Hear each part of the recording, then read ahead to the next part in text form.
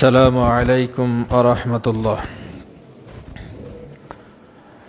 الحمد لله نحمده ونستعينه ونستغفره ونعوذ بالله من شرور أنفسنا ومن سيئات أعمالنا. من يهده الله فلا مضل له ومن يضلله فلا هادي له. أشهد أن لا إله إلا الله وأشهد أن محمدا عبده ورسوله. أما بعد فأعوذ بالله من الشيطان الرجيم. بسم الله الرحمن الرحيم.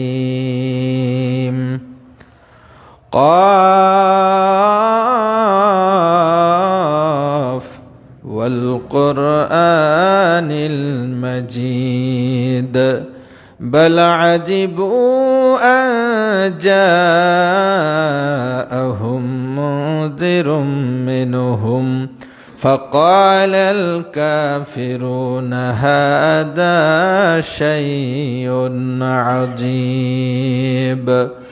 أإذا متنا وكنا ترابا ذلك رجع بعيد. بارك الله لنا ولكم في القرآن العظيم ونفعنا وإياكم بالآيات وذكر الحكيم. إنه تعالى جواد كريم مالك بالرؤوف الرحيم. جناب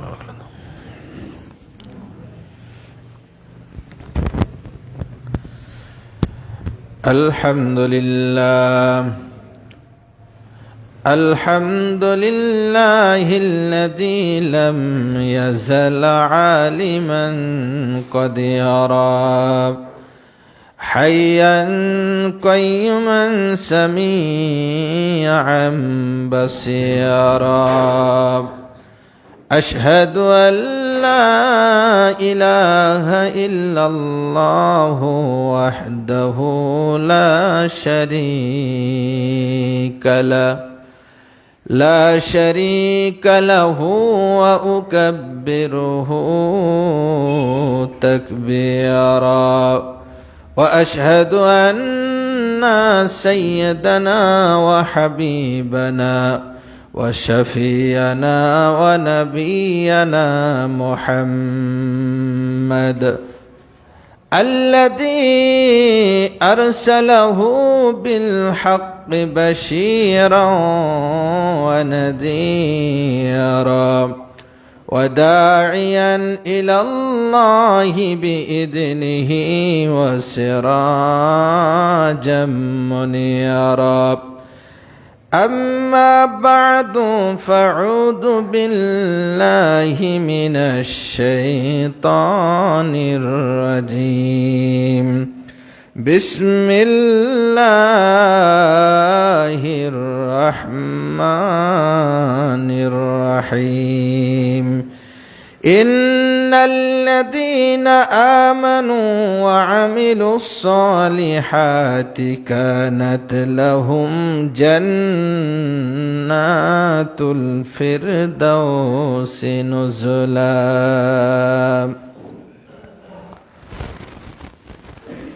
যাবতীয় প্রশংসা মহান আল্লাহ সুবহানাহু ওয়া তাআলার শাহী দরবারে নিবেদন করছি যে রব্বুল আলামিন আমাদের সালাতুল জুমা আদায়ের লক্ষ্যে অত্র বাইতুল ফালাহ জামে মসজিদে জমায়েত হওয়ার তৌফিক দান করেছেন। সকলেই সেই মহান মা'বুদের শুকরিয়া আদায় করি, সকলে পড়ি আলহামদুলিল্লাহ। দরুদ ও তাসলিমাত তাঁরই প্রেরিত মহামানব আখিরি জামানার নবী মুহাম্মদুর রাসূলুল্লাহ সাল্লাল্লাহু আলাইহি ওয়াসাল্লামের প্রতি।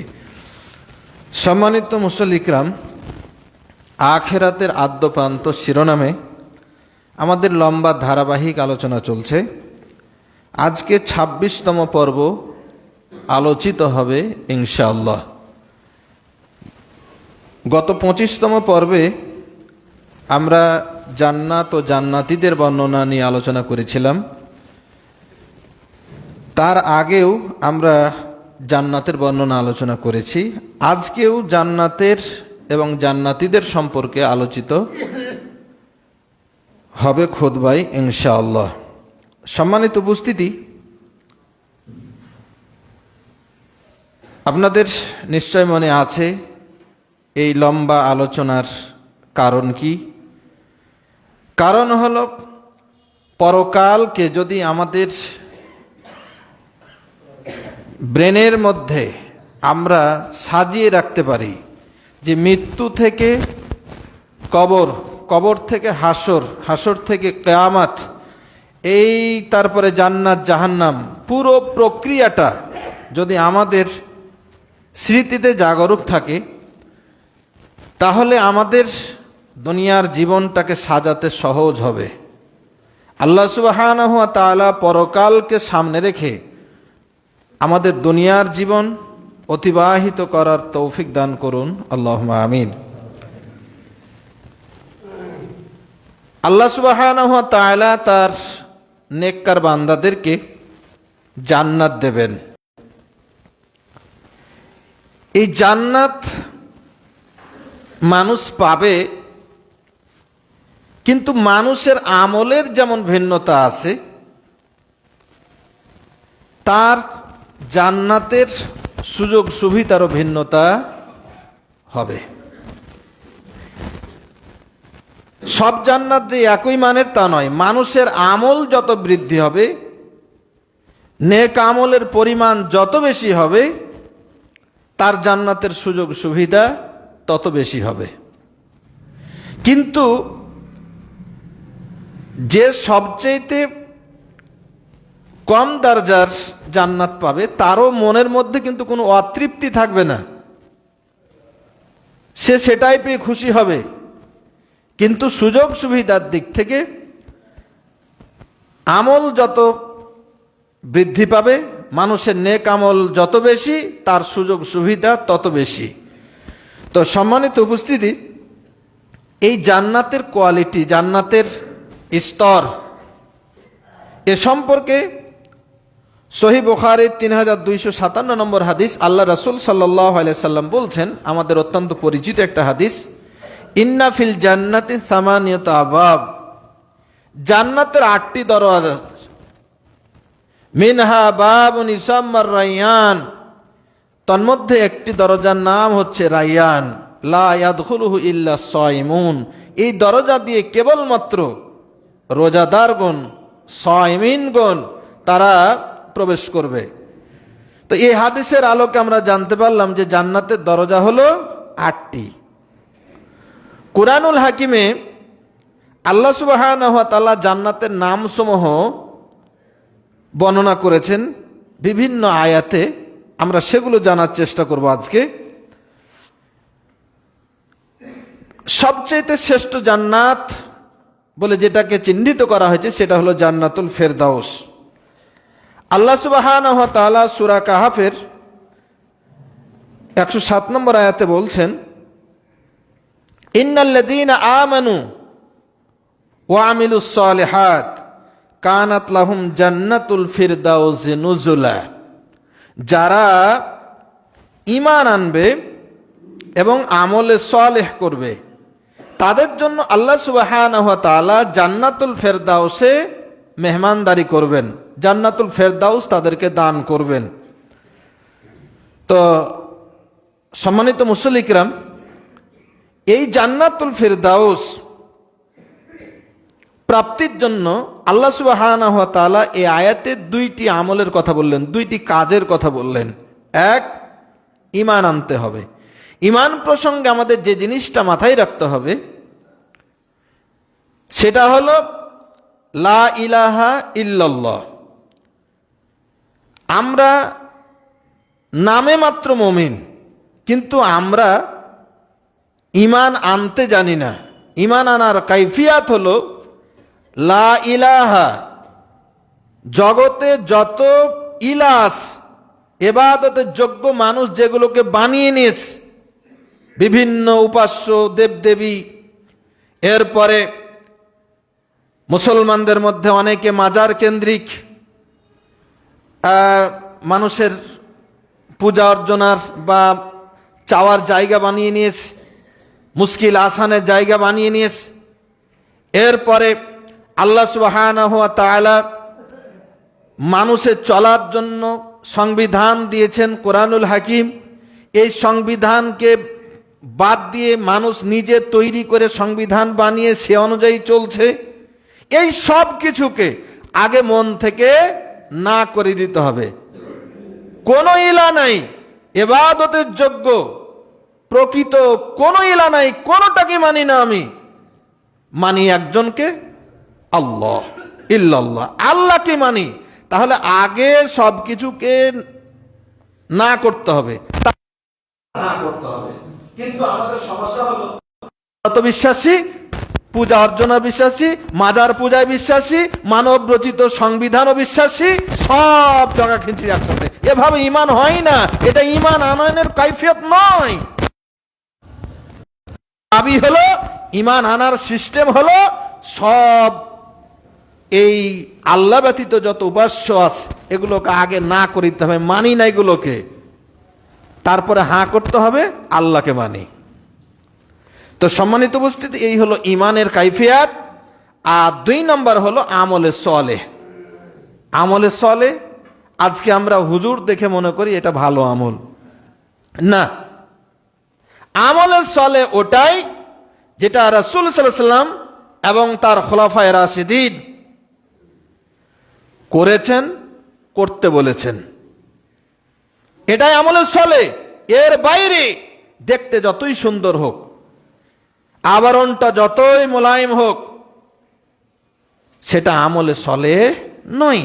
কারণ রাসূল করিম সাল্লাল্লাহু আলাইহি ওয়াসাল্লাম বলছেন, আলাইকুম বিসুন্নতি ওয়া সুন্নাতুল খুলাফায়ে রাশিদিন আল মাহদিয়িন, তোমাদের উপর অপরিহার্য হলো আমার সুন্নত এবং আমার খোলাফায়ে রাশিদিনদের সুন্নত।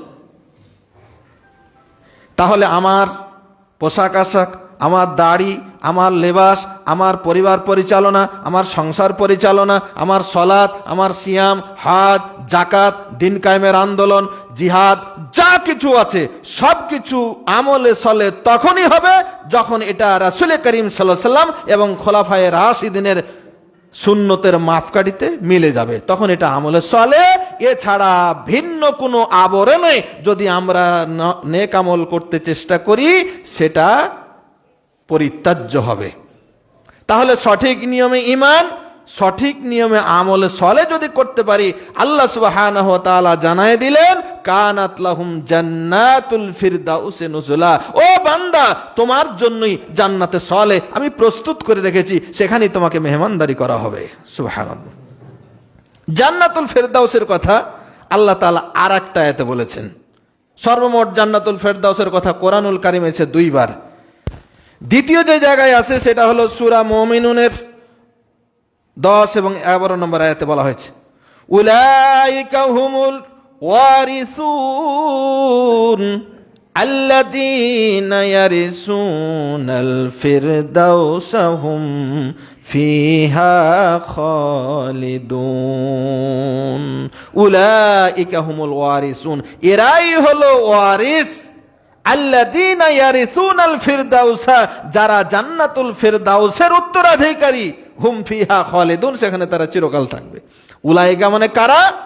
এই আয়াতের আগে অর্থাৎ সূরা মুমিনুনের 1 নম্বর আয়াত থেকে 9 নম্বর আয়াত সমূহের মধ্যে আল্লাহ তাআলা কিছু মুমিনের কোয়ালিটি বলেছেন।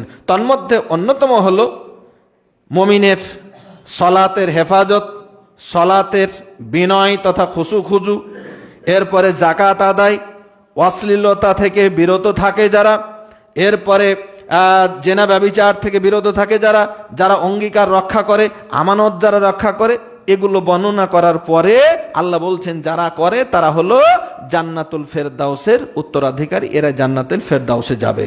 তাহলে সূরা মুমিনুনের 1 নম্বর আয়াত থেকে 9 নম্বর আয়াতের যে সমস্ত মুমিনের কোয়ালিটি বর্ণনা করা হয়েছে, এই কোয়ালিটি যারা অর্জন করতে পারবে আল্লাহ রাব্বুল আলামিন বলছেন উলাইকা হুমুল ওয়ারিসুন, আমি রব্বুল আলামিন এই সমস্ত মুমিনদের জন্য আমার জান্নাতুল ফেরদাউস শ্রেষ্ঠতম জান্নাতের আমি মালিকানা বানিয়ে দিলাম, উত্তরাধিকারী বানিয়ে দিলাম।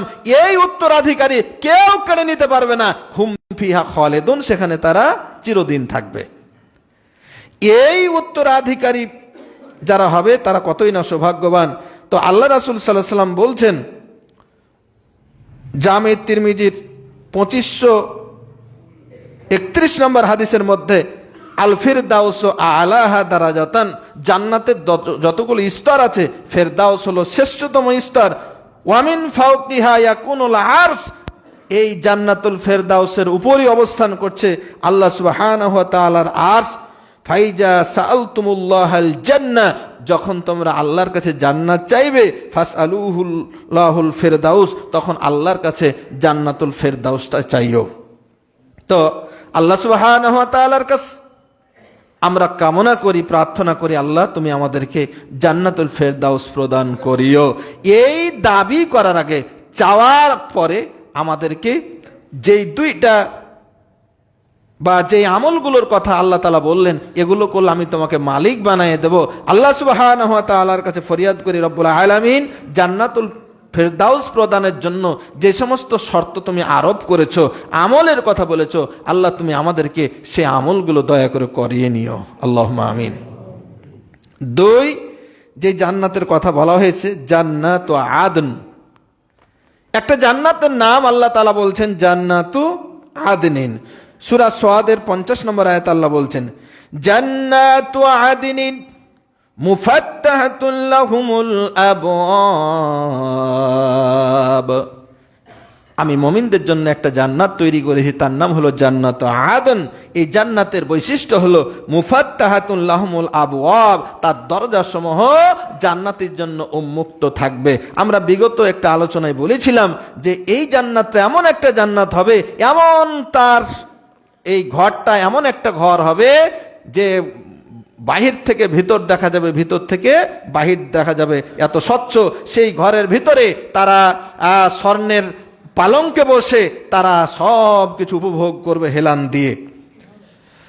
তো এই জান্নাত আদন সম্পর্কে আল্লাহ সুবহানাহু ওয়া তাআলা সূরা নাহলের 31 নম্বর আয়াত আরো বলছেন জান্নাতু আদনিন ইয়াদখুলুনাহা তাজরি মিন তাহতিহাল আনহার লাহুম ফিহা মা ইয়াশাউন কাযালিকা ইয়াজজিল্লাহুল মুত্তাকিন।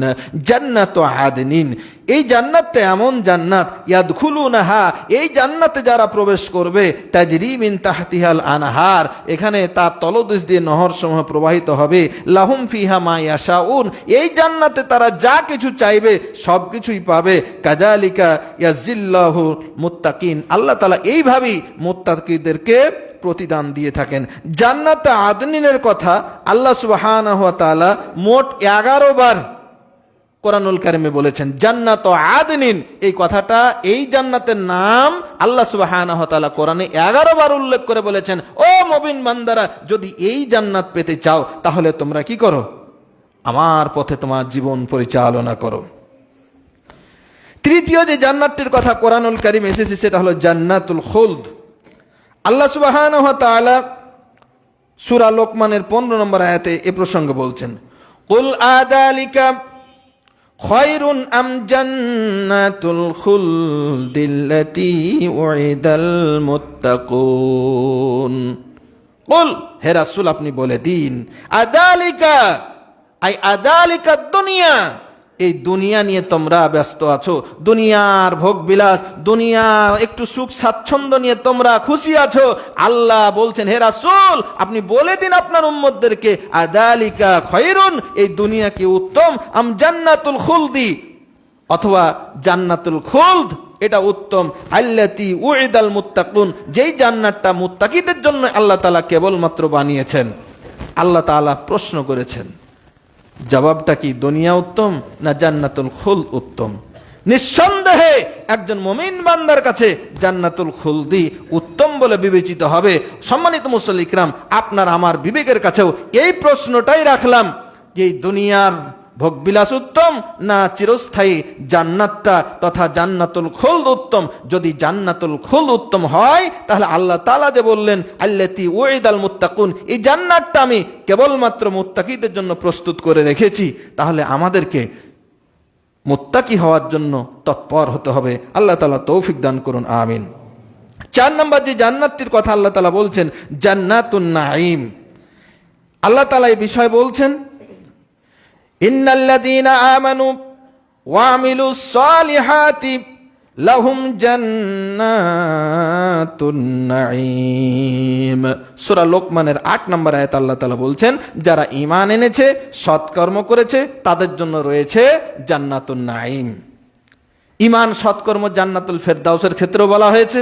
এই জান্নাতের ক্ষেত্রেও আল্লাহ সুবহানাহু ওয়া তাআলা ঈমান এবং সৎকর্মকে জান্নাতুন নাঈম প্রাপ্তির কাজ হিসাবে, মাধ্যম হিসাবে আল্লাহ তাআলা উল্লেখ করেছেন। সুতরাং যথা নিয়মে ঈমান এবং যথা নিয়মে আমলে সলেহ করলে জান্নাতুন নাঈম আল্লাহ সুবহানাহু ওয়া তাআলা তার বান্দাদেরকে প্রদান করবেন। এই জান্নাতুন নাঈম সূরা লোকমানের এই 8 নম্বর আয়াত সহ আরো 14 জায়গায় সর্বমোট 15টি আয়াতে আল্লাহ সুবহানাহু ওয়া তাআলা জান্নাতুন নাঈমের আলোচনা নিয়ে এসেছেন। পঞ্চম যে জান্নাতটির কথা কোরআনে পাওয়া যায় সেটা হলো জান্নাতুল মাওয়া। সূরা নাজমের 15 নম্বর আয়াত আল্লাহ বলছেন, ইনদাহা জান্নাতুল মাওয়া। ইনদাহা আই ইনদা সিদরাতুল মুনতাহা, সিদরাতুল মুনতাহার কাছে, যেখান থেকে মেরাজের সময় জিবরিল আমিন গিয়ে থেমে গেলেন, সিদরাতুল মুনতাহা, সপ্ত আসমানের উপরে, এই জায়গায় আছে জান্নাতুল মাওয়া।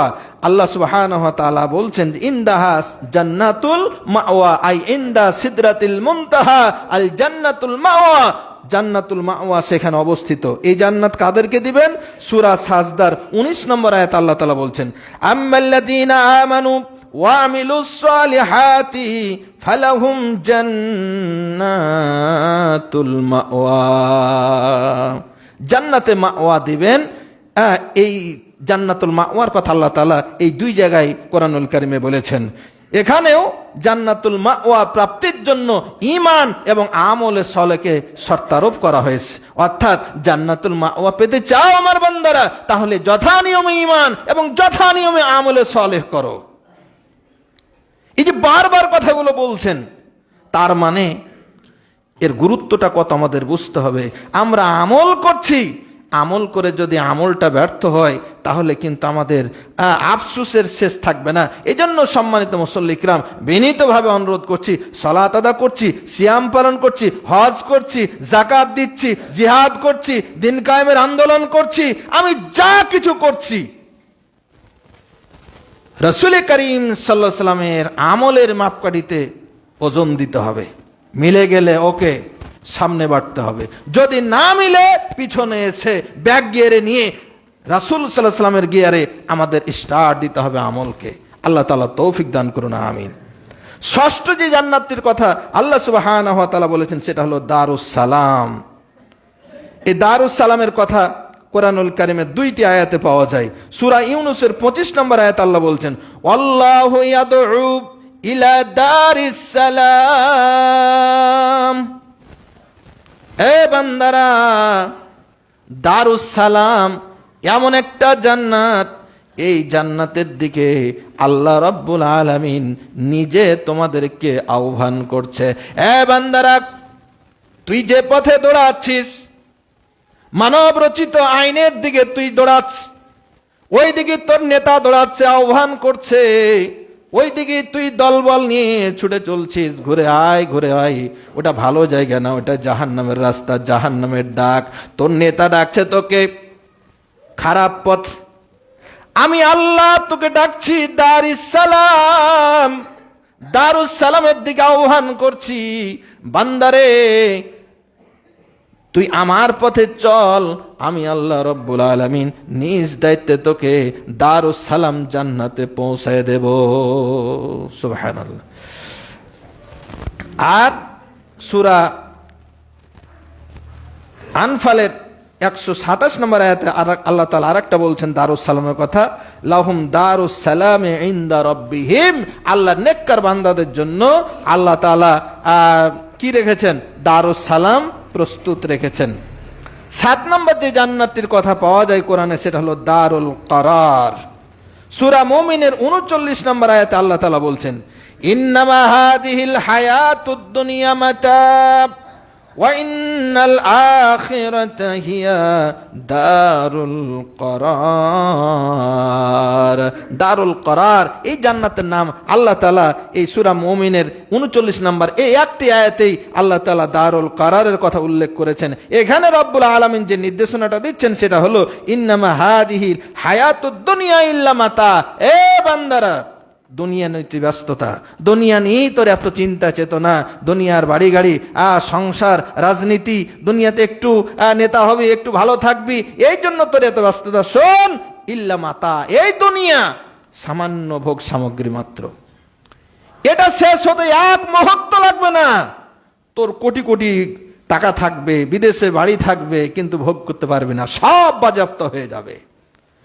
ওয়া ইন্নাল আখিরাত, আর আখিরাতে যেটা আছে আল্লাহর কাছে, হিয়া দারুল করার, এটা হলো দারুল করার। এই দারুল করার যদি পেতে চাস তাহলে আমার পথে চল, আমি আল্লাহ রাব্বুল আলামিন তোকে দারুল করার নামক জান্নাত আমি উপহার দিয়ে দেব। 8 নম্বর যে জান্নাতটির কথা পাওয়া যায় সেটা হলো দারুল মাকাম। দারুল মাকাম সূরা ফাতিরের 35 নম্বর আয়াতে আল্লাহ সুবহানাহু ওয়া তাআলা এই জান্নাতের কথা বলছেন এইভাবে, আল্লাযী আহাল্লানা দারাল মুকামা মিন ফাদলিহি লা ইয়ামাসসুনা ফিহা নাসাবুন ওয়া লা ইয়ামাসসুনা ফিহা লুগুব। এই আয়াতে আল্লাহ বলছেন জান্নাতীরা যখন এই জান্নাতুল দারুল মাকামে পৌঁছে যাবে তখন জান্নাতীরা বলবে, আল্লাযী আহাল্লানা দারাল মুকামা মিন ফাদলি, সেই মহান আল্লাহর সত্তা, তিনি সেই আল্লাহ যার দয়ায় আমরা দারুল মাকাম পেয়েছি। লা ইয়ামাসসুনা ফিহা নাসাব, এটা এমন একটা জান্নাত আল্লাহ আমাদের দিয়েছেন, এই জান্নাতে কষ্ট বলতে কোনো কিছু নাই। ওয়ালা ইয়ামাসসুনা ফিহা লুগুব, আর এই জান্নাতে ক্লান্তি বলে কোনো কিছুই আমাদেরকে স্পর্শ করে না। এই জান্নাতের কথা আল্লাহ তাআলা সূরা ফাতিরের 35 নম্বর আয়াতে বলেছেন। সূরা দুখানের 51 নম্বর আয়াতে আল্লাহ তাআলা এই দারুল মাকামের কথা আবার উল্লেখ করেছেন, ইন্নাল মুত্তাকিনা ফি মাকামিন আমিন। যারা মুত্তাকি হবে তারা এই মাকামে আমিন তথা দারুল মাকামে আল্লাহ তাআলা তাদেরকে স্থান দেবেন। সুতরাং এই জান্নাত প্রাপ্তির জন্য আল্লাহ তাআলা যেটা নির্দেশনা দিলেন সেটা হলো তোমাদেরকে মুত্তাকি হওয়া লাগবে। সার কথা, এই যে 8টি জান্নাতের বর্ণনা, 8টি নাম আসলো, সবকটার একটাই কারোর মানে এটা লাভের মানে কর্মসূচি আল্লাহ তাআলা দিলেন, সেটা হলো মুত্তাকি হতে হবে, ঈমান আনতে হবে এবং আমলে সালেহ করতে হবে। তো সম্মানিত উপস্থিতি, এই যে ভিন্ন ভিন্ন জান্নাতে জান্নাতের অবস্থান করবে, তো আল্লাহ সুবহানাহু ওয়া তাআলা এই জান্নাতীদের আবার একটা মিলন মেলা বসাবেন। তারা তো আপন আপন জান্নাতে থাকবে, তো সপ্তাহের জুমাবারে তাদের জন্য একটা সব জান্নাতের এক জায়গায় জমা হবে। এই জন্য জান্নাতের মধ্যে আল্লাহ তাআলা একটা বাজার তৈরি করবেন।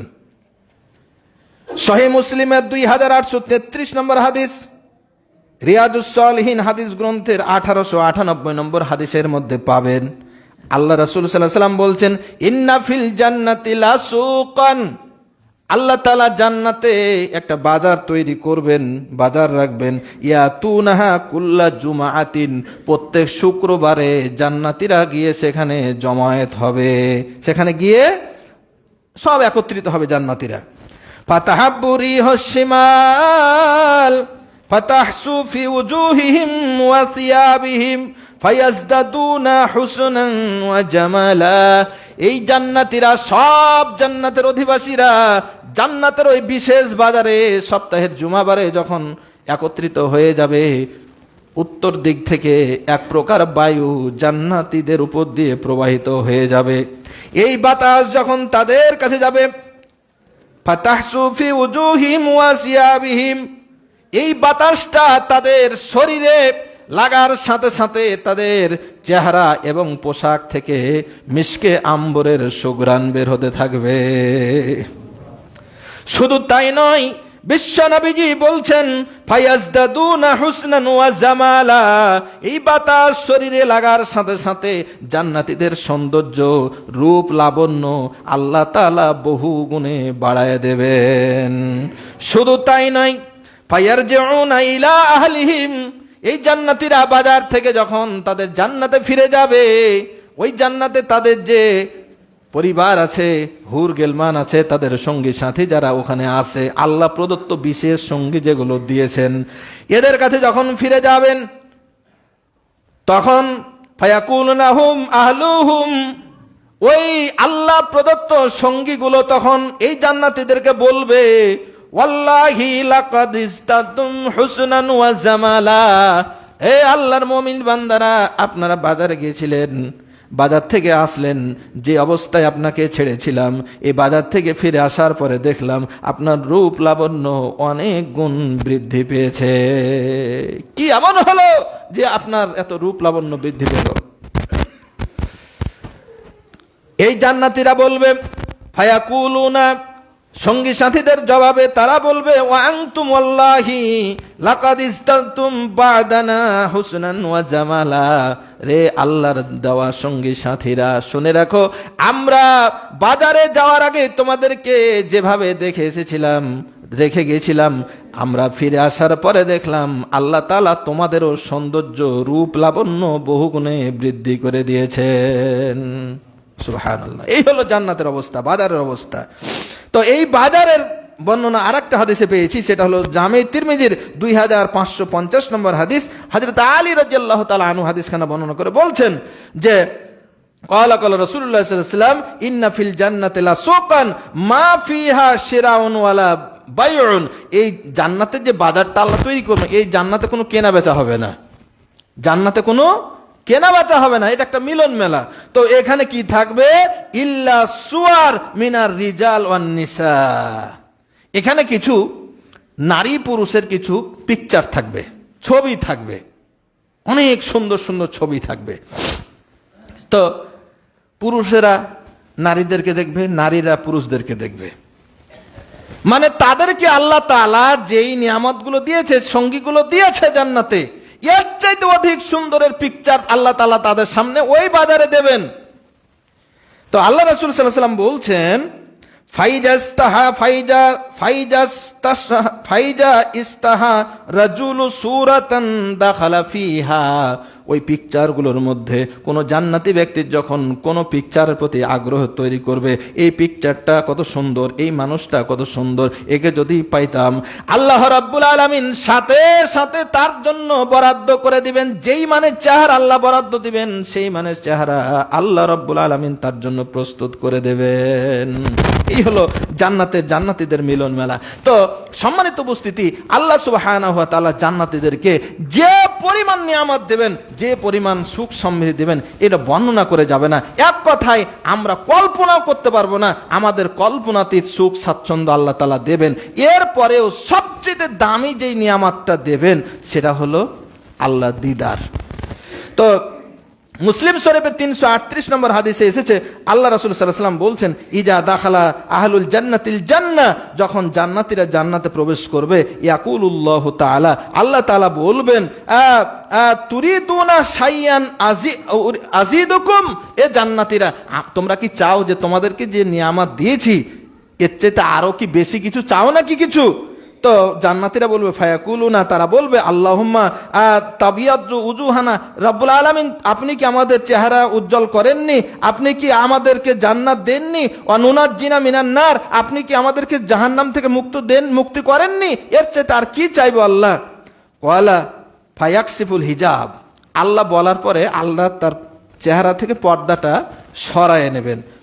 ফামা উতু শাইয়ান হাব্বু ইলাইহিম মিনান নাজরি ইলা রাব্বিহিম আযজা ওয়া জাল্লা, জান্নাতীরা যখন আল্লাহকে সরাসরি দেখে ফেলবে তখন তারা মনে হবে যে এটা এমন একটা বড় নিয়ামত, আমাদেরকে যা কিছু দেওয়া হয়েছে আল্লাহর দর্শনের চাইতে বড় কিচ্ছু হতে পারে না। সবচেয়ে বড় নিয়ামত হলো আল্লাহকে সরাসরি দেখা।